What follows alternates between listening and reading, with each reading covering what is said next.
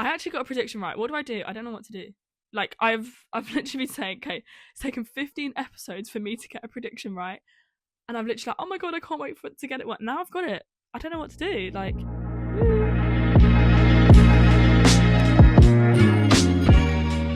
welcome back to the Arsenal Humans podcast with me, Luce. You know what? I could waffle about the week, but we haven't had too much football to watch. One disappointing result, one good result, you know.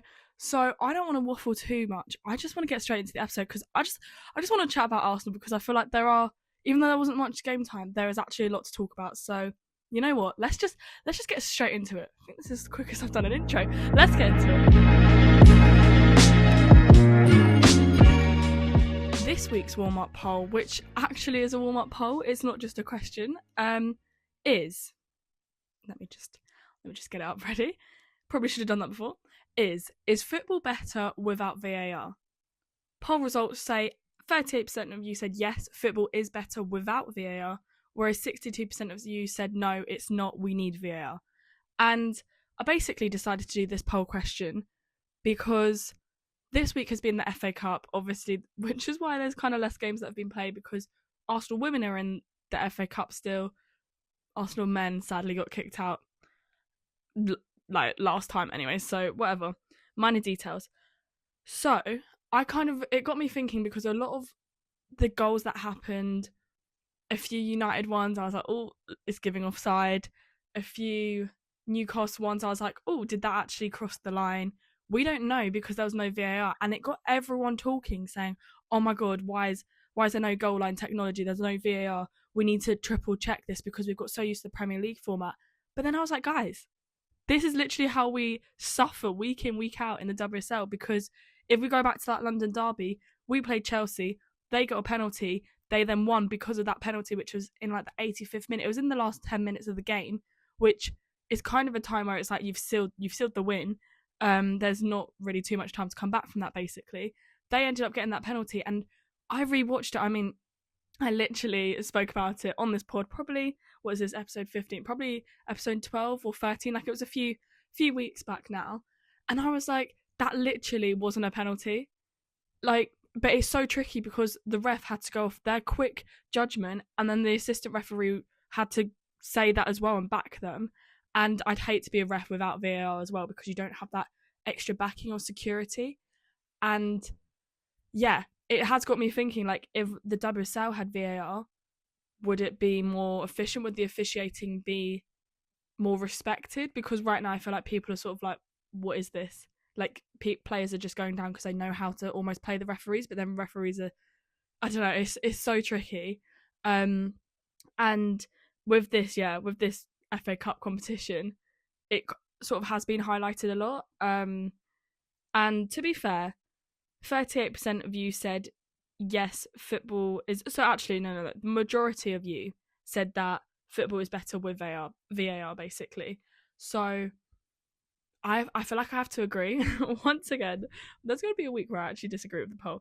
But once again, I do feel like I have to agree with that. I think it's very subjective because there's so many pros for not having VAR, like the flow of the game. If you score and you celebrate, people feel like they can't celebrate anymore because it's like, oh, is it going to be allowed? Is it not? There's other pros. It's mostly just the flow of the game, I'm going to be real. But there are other things to do with the momentum. It sort of takes away the trust from the referees, so people now don't trust the refs as much. They trust the people in the VAR room, and it's sort of a bit frustrating for them, I guess. But then for me, I feel like the pros of having VAR outweigh it because we've introduced it for a reason. VAR wouldn't have been introduced if we didn't need it, if people didn't think about it. And technology is only going to improve. Yes, there are faults to it. And if you look back a couple of weeks ago, Miles Lewis-Skelly got sent off for a red, VAR agreed, and then it got overturned. So I think that's when it's like, come on, guys, like it's literally lacking. It's lacking it's lacking accuracy in moments like that, and that is frustrating. But generally, I think VAR makes it more of a stable game because one referee, going back to London game, not bitter at all, but that London derby, if we go back to it, one referee could have been like, that's a pen, another could have said no. But if you've got the backing of VAR who check it over, it's like a team of them, then you have more views on it. So it is a tricky one. But I thought I'd just start this week with something that's a little bit more like, like we haven't really spoken of. I don't think I've spoken about on the Arsenal Humans podcast. I don't think I've spoken about VAR, to be honest, in this much detail. So I thought it was interesting. If you weren't able to vote on the poll, or if you want to tell me why you think VAR is good or bad in the game, then let me know down in the comments. Because it'd be good to hear different views, because obviously the poll sort of just says yes or no, but it'll be good to actually see like why. Maybe actually I'll do that. I'll put the question underneath, be like, tell me why, basically. So yeah, once again, I have to agree with the warm-up poll. Obviously, this poll has been based around the FA Cup, and we do have one FA Cup to get to, which was this weekend, so towards the end of the week. But first, I want to focus on the Subway Cup, which, sadly, it's no more for us.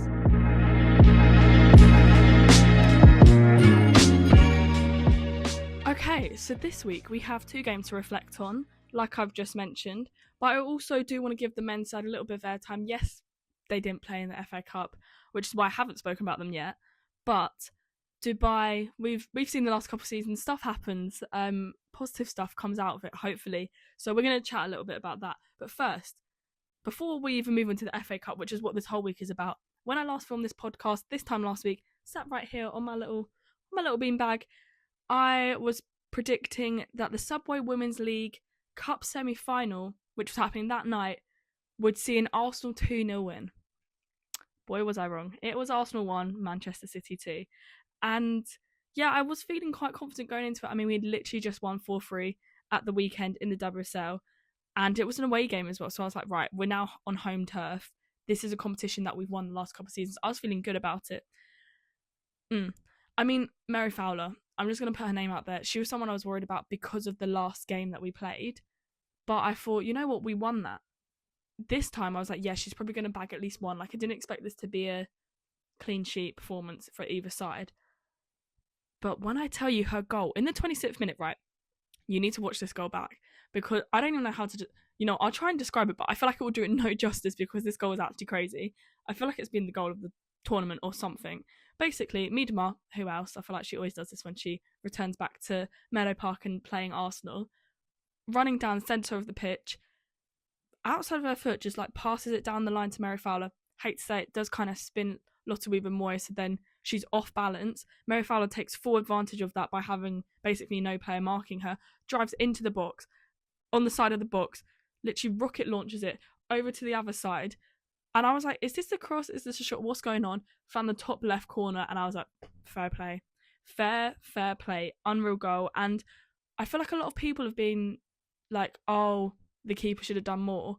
And I was like, I hate to say it, but let's not discredit Mary Fowler here, because no one was stopping that goal. No, honestly, you need to watch it back. If you haven't watched it, if you have, I'm sorry, I'm shouting at you. But if you haven't, you need to watch it back, because that goal was just actually crazy. It wasn't the first time she scored that game. She did actually score, I'd say like 10-15 minutes later, but it was called offside, luckily for us. But I mean, it made no difference now. You look at the whole score. There was actually one moment that I want to point out. Wieber-Moy, yes, she did get spun a little bit at the beginning, but she kind of basically like nearly had a solo goal. Like, she was basically charging through every player, which I love how progressive our defenders can be. I know that with the dynamic of Wieber-Moy and Williamson would usually be the one that drives forwards, and Wieber-Moy just sort of slots back, but it's nice to see her have that confidence to just drive forwards. And she basically went past like a few players, took a shot, and fair play to her, it wasn't that far from the post, but obviously it didn't go in, which was gutting. I mean, if it did, I feel like that could have completely changed the dynamic of the game. Sadly, it didn't. And then in the 58th minute, so like we've had the first half, we've come back out facing the other way. 58th minute, a penalty was given to us because Blackstenius was literally like running and her legs just got taken clear out. Like, you watch the replay, sort of, you can see it, can't deny it. Caldente, I've said it before and I'll say it again, she's been my player of 2025 so far. She's literally unreal. She converted it from the sport, and that made it 1-0, and I was like, okay, this is good. Like, this is a good semi-final. If you're watching as a neutral, unreal to watch. Then basically that happened, and then a few moments later, around the 60th minute, around the hour mark, right down the other side of the pitch, there was another penalty given, and it's kind of fair because Fowler was it's Fowler that seems to be the one creating all these chances, or scoring them. Fowler was basically sandwiched by who was it? Wiebermoy and Cooney Cross, so fair. Like, it is a penalty, you can't deny that. But somehow she missed the penalty, Mary Fowler, and yeah, hats off to Van Domselaar for that one. What's annoying though is Van Domselaar pulls off that save. I mean, Mary Fowler literally should have picked a side. Like, she went straight down the middle. Van Domselaar luckily didn't pick a side, so that she was ready to sort of stay, just slightly move out. So it's pretty poor from Mary Fowler in that moment. But then don't worry, because literally in extra time, it was probably like the 92nd or 93rd minute of the game. Mary Fowler from distance. I don't even know if it was a shot. It didn't even look like it had too much power behind it. But she literally just kicked the ball, slotted it bottom right. And I felt like Van Domselaar's reaction time, or maybe there were people I don't even know what happened. But I just, when it went in, I was like, oh my God, we've lost it. I had in my head, and I think everyone did, because we're going into extra time out of the 90, I was like, right, we're actually going to go into extra time and have another 30 minutes to play with this. And I think if we did that, we probably could have got through. But we weren't given that chance because it just sort of slotted away. So I was there feeling a little bit like, oh, okay. So basically, to conclude, City are through, and they will be facing Chelsea in March. I think it's March 15th or 16th that weekend, up in Derby, and I'm gutted. But let's focus on a cup that we are actually in. Quick transition there. Let's focus on the FA Cup, and we're still in it because Arsenal 2, London City Lionesses 0. It happened on Sunday, and oh my God, wait. Guys, I actually predicted this one right. Oh my God. I actually got a prediction right. What do? I don't know what to do. Like, I've literally been saying, okay, it's taken 15 episodes for me to get a prediction right, and I'm literally like, oh my God, I can't wait to get it right. Now I've got it. I don't know what to do. Like, woo. I feel like I should throw a party or something. No. On a real though, I'm just so happy I got it right. I thought 2-0 was sort of a safe bet because I'm actually so happy I got it right. I should have put money on it or something, but to be fair, I haven't got any right before that. Let's see if actually my predictions might be better. If you bet, don't encourage it, but like, if you do bet, you should actually pay close attention to my predictions now that I have got one prediction right. It's taken me, how many is 15 episodes? It's taken me a few months. It's taken me nearly 4 months to get one prediction right, and that's been a lot of games, but I've done it, so pat on the back for me. That was literally just on my shoulder. Anyways, Lycadina got her second goal of the season, and to be fair, it was a pretty nice one. Cooney Cross sort of like crossed it in, if you will. Like, she's running up, lobbed the ball over. Lycadina just headed it, lobbed the keeper. Beautiful scenes. And then Blackstenius got her 50th goal. We were making marks here, we were celebrating goals. Blackstenius got her 50th goal, so big up her. It was after Mornan basically short, it rebounded. Blackstenius was in the right position at the right time, sorted it home. To be fair, I will give the keeper some credit because throughout the game I feel like they were pulling off some good saves, and we probably should have won 3 or 4-0, but we didn't need to because I wanted my prediction to be right. So yeah, it was actually calm. Caldente shot as well later in the game, and it basically went in, but it like hit the crossbar. And to be fair, this is going back to the warm-up poll of should we have VAR, like goal line technology and everything, because sometimes the human eye can make human error because we're literally all humans, like it's not that deep. But it did mean that obviously it could have, if it was like a 0-0 or 1-0, or 1-0, a 1-0, like any sort of draw situation, that could have been crucial. But yeah, hit off the woodwork, didn't go in, whatever. Overall, it wasn't the most convincing performance. I feel like you can hear in my voice, I'm not like, oh my God, apart from the prediction, I'm not like, oh my God, it was amazing. So it wasn't, the most convincing performance as a whole, but I'm just happy I got the prediction right, and that we're progressing, because we need to like obviously show up more against Liverpool, which is who we have in the quarterfinals of the FA Cup. London City Lionesses, I do have to give them credit because they made us not look the best as well. So it's not just down to us being poor, it's down to them making us look poor. But we got the points. It's not the league. We got the win, and we're through to the quarterfinals, where we will play Liverpool at home, which is looking promising. Don't want to get ahead of myself. Obviously, I'll make predictions in a few weeks' time whenever the game is. actually don't know. Probably should research that one. So yeah, we'll have to see. But anyways, before we talk about any more actual football that has happened and been played and counted towards anything, let's talk about Dubai and how the men are getting on. Okay, focusing on Dubai real quick. We've obviously had no games this week, as I've mentioned before, because they have been in Dubai. And the last couple of years, we've had a pretty good run since Dubai.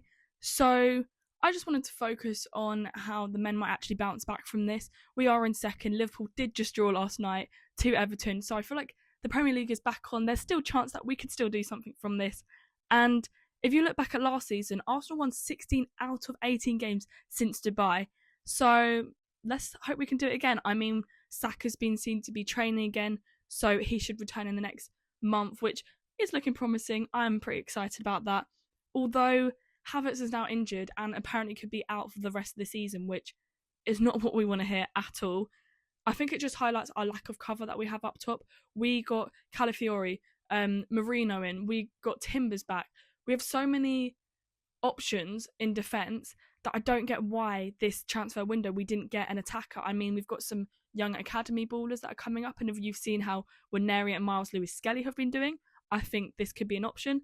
But it's just frustrating that we didn't think, let's get someone. So who knows? But I'm hoping the Dubai effect works. But anyways, that has been the Let's Chat section. I think let's look ahead to next week, where we still have 2 games, but it's more evenly shared because we have one for the men's, which is on Saturday, and one for the women's, which is on Sunday. So let's get into that.